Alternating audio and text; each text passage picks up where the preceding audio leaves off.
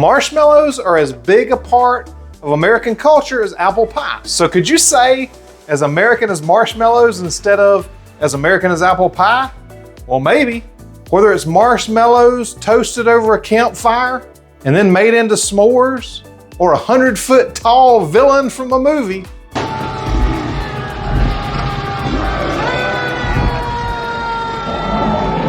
marshmallows are all over the place. They're in one of the most diabetes-causing cereals out there. Just my opinion. Don't sue me, General Mills, but I have a feeling I might be right. Frosted Lucky Charms. They're magically delicious.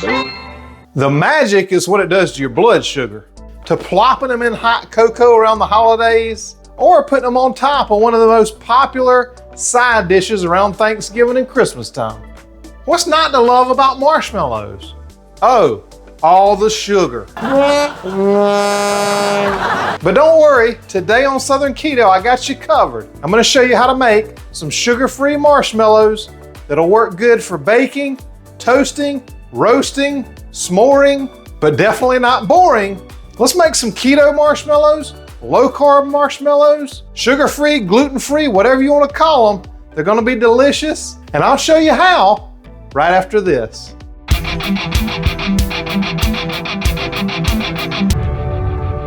The first thing I'm gonna do to make these keto marshmallows is I'm gonna take a cup of water and I'm gonna pour half of it out into this bowl.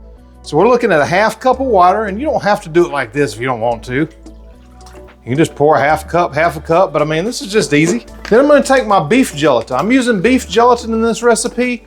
You could use another type of gelatin if you want to, but I'm going in with 3 tablespoons right into this half cup of water. So 1, 2, and 3. And what this is called is blooming the gelatin. So it basically gives this gelatin a chance to absorb the water, and it's gonna be nice and gelatiny. Is that the right word? Gelatinous? I don't know. Hey, whatever you wanna call it, it's gonna make a gel. All right, how about that? So I'm just gonna stir it up. Let me show you this. So this is what it starts looking like right here. And just stir it in, get that all incorporated in there until it's a nice gel. So this is what it's gonna look like once it's absorbed most of that liquid. We're just gonna set this to the side and we'll use that again in just a little bit. So now I'm just gonna take my induction cooker, and I'll always leave links to the things I use in these videos down below. These things are really handy. I've got this one and I've got one that's 2 burners. So like if you're doing a Thanksgiving feast or you know, if you just wanna make a lot of different things at one time, it's always nice to have more burners than what's on the stove. So I'm just gonna set this up, and we're gonna make the syrup that's gonna go into that to actually make the marshmallow. So I'm gonna grab my sweetener, I'm gonna grab some salt, I'm gonna grab some cream of tartar, and I'll be right back. So now I'm gonna get this syrup going. Now, if you get an induction cooker or you have one, you already know this, but your cookware that you use on it needs to be magnetic on the bottom. So if you just take a magnet and stick it on there like that, if it sticks, you're good to go. If it doesn't, it's not gonna work on an induction cooktop. Just a little tip there. So what I'm gonna do is take the rest of this water that we had from earlier, dump it right in here. We're gonna heat this up. And I'm gonna take a cup and a half, and this is powdered. This is my powdered sweetener blend. So I'm gonna go in here. That's about a half a cup. See how precise I am with this? Man, I even got it all over my hands and everything. And I don't think I got enough of this, but I'm gonna show you how flexible this recipe is.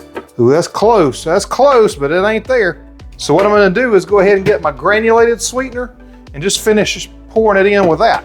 So obviously it's time for me to make some more sweetener. But I'm just gonna pour in the rest with granulated, and because this is able to be stored on the counter, you don't have to worry as much about it crystallizing. And if you make anything with it to freeze for later use, just make these after you make the other thing. Just freeze, like if you're making a sweet potato casserole, you know, my sweet potato casserole, which I'm coming out with real soon, so check that out. But just make that and then make these to go on it later to bake, because once you put this marshmallow in the refrigerator, especially if you use granulated sweetener, it's probably gonna crystallize on you. So just keep that in mind. Then I'm gonna add in a 1/4 teaspoon of salt. This is Redmond's real salt. Make sure you use something that's got some color to it, because that means the minerals are still in it. You don't want anything that's been bleached out and processed a bunch.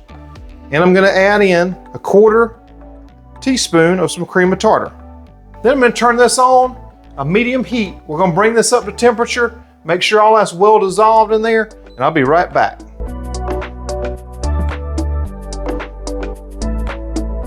So while this is getting nice and syrupy in here, I'm gonna go ahead and set up my stand mixer.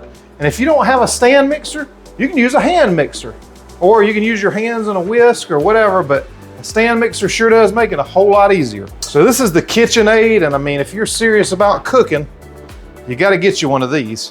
If they ever go on a good sale, I'll make sure and put a link on there for you on my community tab or on Facebook or whatever, so you can save some money, because they're kind of expensive, but I mean, they'll last forever. So now we got the whole setup going on right here. I'm gonna show you what this will look like once it gets to be a syrup. So you saw how white and thick that was before. And now it's getting pretty clear. You can see the bottom of the pot. So we're almost done. You just wanna make sure that all that sweetener is nice and combined in there, because then that way you don't have to worry about that crystallization as much.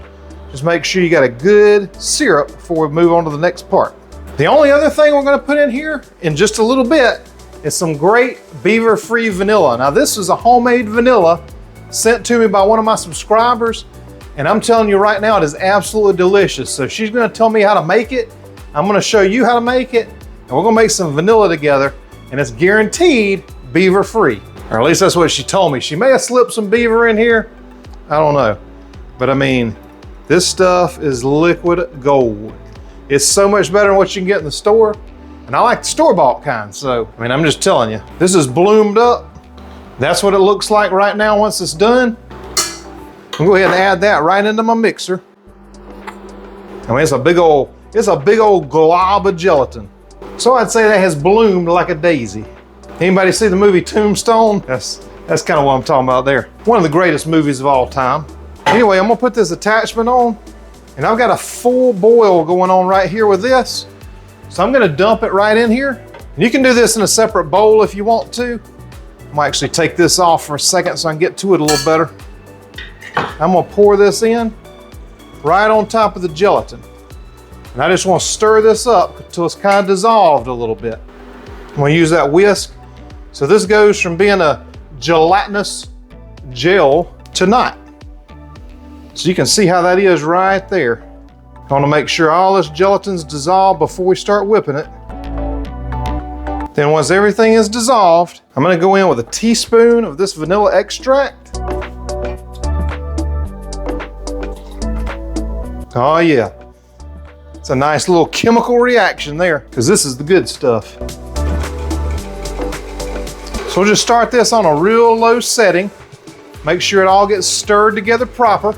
And then, just every once in a while, I'm gonna click it up just a notch until we get all the way up to high. I'm gonna leave this on high for 8 or 10 minutes. It's gonna get real thick, it's gonna get fluffy, and it's gonna be about 3 times that amount of volume. So we'll let that do its thing. I'll turn it up. I'll come back in just a few minutes and show you what it looks like. Now while this is whipping up, I've got a 9x9 cake pan right here. I'm just gonna spray it with a little bit of avocado oil spray and get it ready, because once this comes out, it's going right in here. We're gonna spread it out, and we got marshmallows, baby.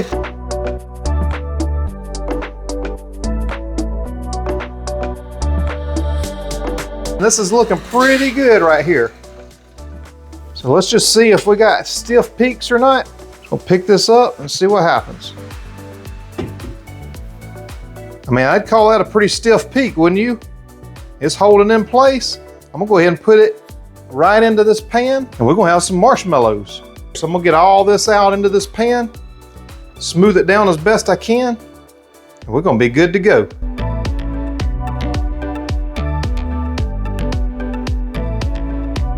Flatten it out as much as you can. This is just gonna sit at room temperature. It's gonna lose the rest of its moisture. It's gonna set up even more.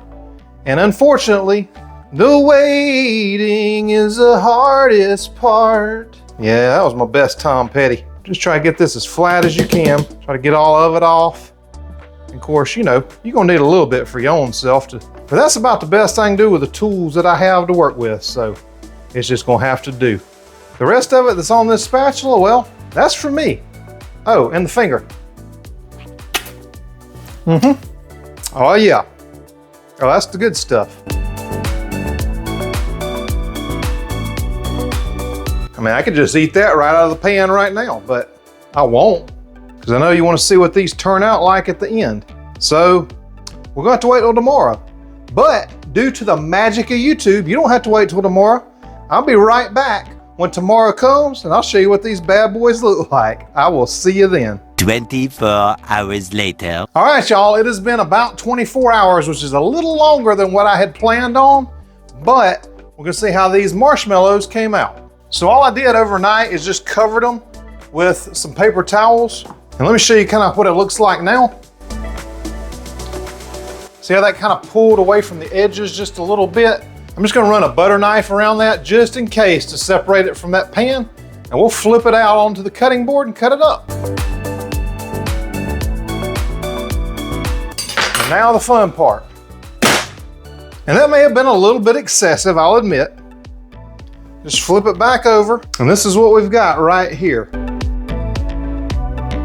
Then you just have to decide how thick you want these, what you're planning on doing. A serrated knife will really help you here. Oh man.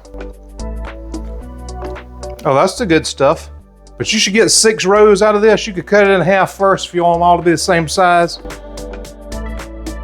Let me cut one square.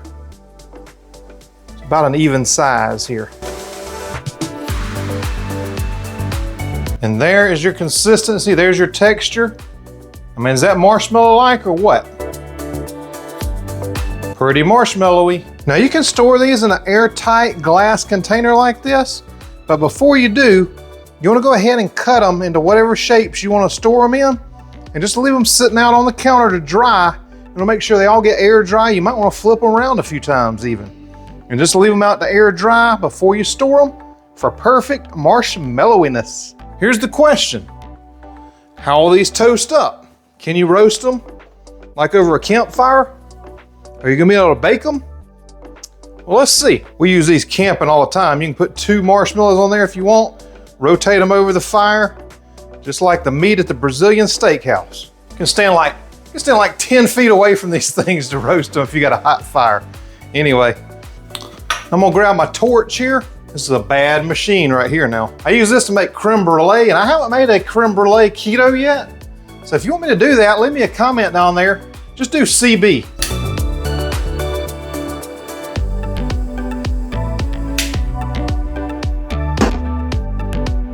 I mean, you tell me, what do you think? Oh yeah, baby, you can toast it. Take this little ugly one right here on the end. See how it tastes. That is a good marshmallow. If you've been missing the hot cocoa, the campfires, the s'mores, all that good stuff, there you go. And if you want to see a lot of other things that you may have been missing that I've made keto, click this playlist right here. There's a lot of good videos in there that you'll really enjoy.